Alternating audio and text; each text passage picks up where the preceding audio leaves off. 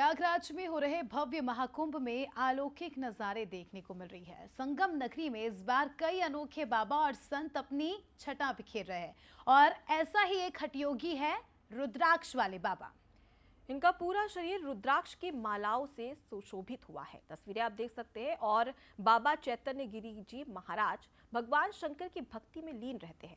उनका कहना है कि इन रुद्राक्षों की उत्पत्ति शिव के आंसुओं से हुई है, जिन्हें उन्होंने अपने शरीर पर धारण किया है। हमारे देश में भक्ति के अनेक रंग हैं, अनेक रूप हैं और इसी प्रकार हठ योग भी बहुत प्रकार के हैं। हम जब महाकुंभ में आते हैं तो तमाम ये रंग हमारे सनातन धर्म के हमें देखने को मिलते हैं और इन्हीं रंगों में से एक, इन्हीं हठ योगियों में से एक, इन्हीं साधकों में से एक हैं महंत चैतन्य गिरी जी महाराज, जो बरसों से तपस्या में लीन हैं। आज उन्हीं से बात करते हैं। महंत जी, आप बरसों से इसी प्रकार भस्म को अपने शरीर पर लपेटे साधना कर रहे हैं। किस चीज़ ने आपको प्रेरित किया इस तप के लिए? गजाननं भूतगणाधिसेवितं कपिध्वजम्बोफलचारुभक्षणम् उमासुतं शोकविनाशकारकं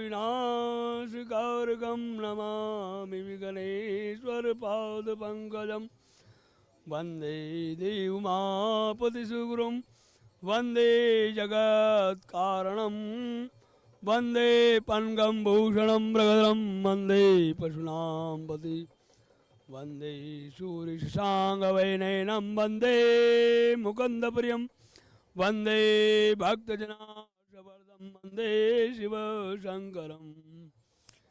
भाई, रुद्राक्ष पहनने के लिए कोई किसी को प्रीत नहीं करता है, यह अपने स्वयं इच्छा होती है। संत बड़े परमार्थी शीतल जिनके अंग, तपन बुझाए और की दे दे अपना रंग।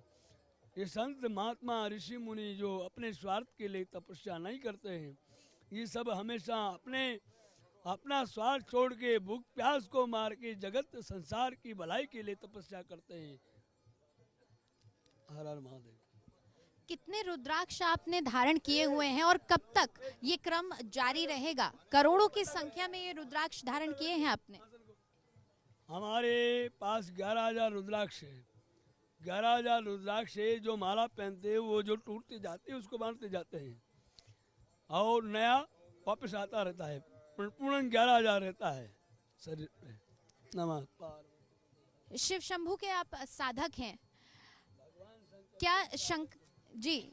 भगवान शंकर से आपका संवाद होता है? कैसा महसूस होता है जब आप साधना करते हैं? क्या आप महसूस करते हैं? महसूस क्या, वो स्वयं हमारे अंदर ही है। हमको बाहर देखने की आवश्यकता ही नहीं पड़ती है। सबके अंदर ही जीव चराचर के अंदर शंभू दिखता है, जीव चराचर के अंदर ही राम दिखता है, जीव चराचर के अंदर ही माता दिखती, पिता दिखता है, सब उसके अंदर दिखता है।